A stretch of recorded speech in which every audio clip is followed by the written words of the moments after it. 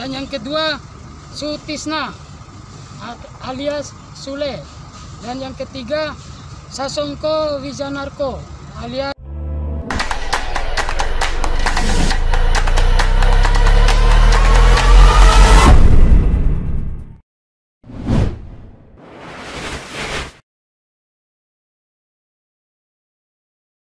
kita kesini. Saya pribadi atas nama Sahrul Rijal datang ke sini beserta dengan kuasa hukum saya dengan tujuan untuk melaporkan kejadian yang kami anggap itu sangat menyinggung umat beragama dan berpotensi untuk mengganggu atau membuat keonaran.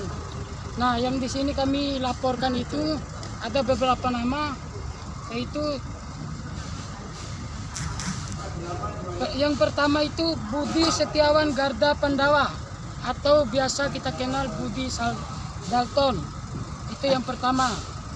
Dan yang kedua Sutisna alias Sule. Dan yang ketiga Sasongko Wijanarko alias Mangsaswi.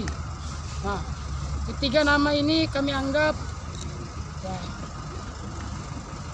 telah menyinggung perasaan umat beragama, khususnya umat muslim itu sendiri.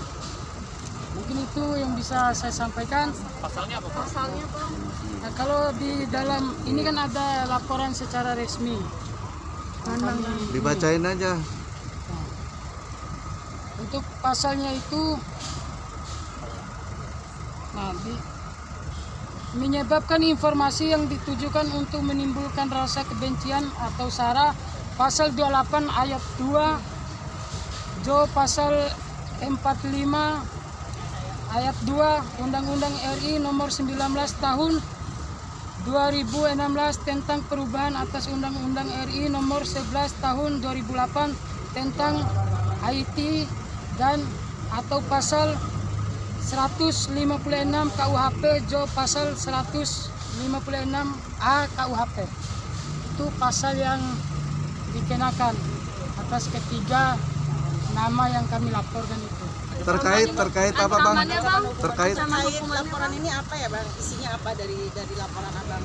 Nah, dari laporan ini ketiga orang ini kami merasa bahwa dari pernyataan yang disiarkan atau yang dipublikasikan lewat kanal YouTube itu mengundang sara, yang dimana Budi Dalton secara sadar dan ada kesengajaan di situ bahwa menyatakan miras adalah minuman Rasulullah.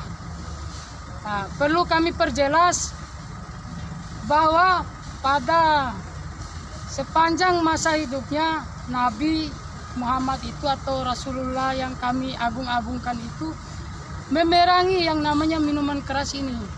Maka dari situ berangkat dari video yang dipublikasi Sudah diciderai gitu. Sedangkan dia minta maaf pada tokoh-tokoh ulama, pada tokoh-tokoh ormas Islam gitu. Apa kapasitas ulama atau tokoh Islam untuk memaafkan dia? Sedangkan yang kecewa dan marah mungkin ada jutaan di luar sana, termasuk klien kami juga tidak ada permintaan maaf terhadap dia gitu. Dan tindakan hukum ini adalah bagian dari upaya dia untuk mewakili rasa kecewa dan sakit hati. Kenapa sih mesti bercanda itu modelnya begitu dan kualitasnya serendah itu gitu. Dan harapan kami tentu ke depan pelawak Indonesia itu kalau melawak cobalah yang lebih konstruktif, lebih progresif dan lebih menggembirakan untuk semua orang. Tidak ada rasa untuk misalnya menyudutkan atau melecehkan kelompok-kelompok lain gitu.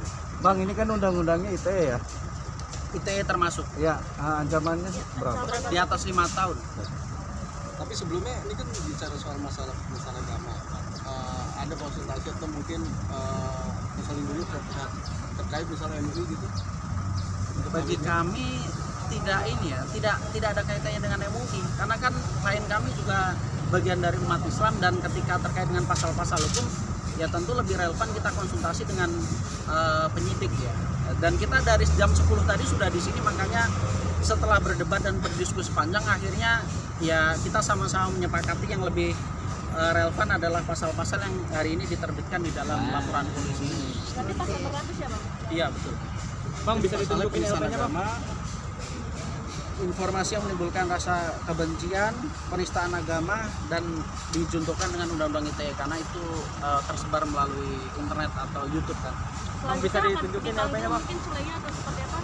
Ya tentu penyidik sudah tahu ini ya step-step hukumnya. Tentu mereka akan dimintai klarifikasi apa motif dari semua ini karena klien kami juga mempertanyakan kenapa sih bercanda menyerempet agama yang sebenarnya itu kan sangat sensitif bagi orang yang memeluk agama tersebut gitu. Barang buktinya apa aja tadi bang yang diserahin? Sudah kami sodorkan dan kami berikan itu bukti video yang kami masukkan dalam flash disk dan kita ajukan 2 saksi yaitu teman dia yang dari awal memberitahukan kejadian atau tersebarnya video ini. Kalau ternyata video itu editan gimana bang? Ya itu nanti kan tergantung penyidik setelah melakukan penyidikan atau penyelidikan kan temuannya seperti apa. Saat menyerahkan video yang abang kasih video utuh atau cuma potongan-potongan yang viral? Itu cukup utuh ya karena lebih dari 10 menit dan kami sengaja mengambil video yang tidak ada komentar dari pemilik akun atau nggak ada watermark, nggak ada semua tambahan apapun, nggak, yang masih benar-benar kosong gitu. Bang, ini kalau misalnya artinya tuntutan dari abang sendiri sebagai pelapor meminta pihak yang terlapor ini untuk meminta maaf secara langsung maupun melalui media massa terbuka atau tuntutannya apa bang? Sebenarnya tergantung dari Budi Dalton, Sule dan Mang Saswi motifnya apa dulu. Kalau memang motifnya sengaja dan ingin merendahkan atau menghina agama Islam ya tentu kita inginnya dipidana. Tapi kalau ternyata itu hanya candaan yang sama sekali tidak ada niat lalu memang keceplosan atau kehilafan ya tentu kalau dengan komunikasi baik-baik klien kami sudah menyampaikan akan siap memaafkan dan memang tujuannya kan bukan untuk supaya orang di penjara tapi mengetahui dulu motifnya apa baru kita mengambil tindakan yang lebih lanjut gitu. Kalau memang ini mencemarkan agama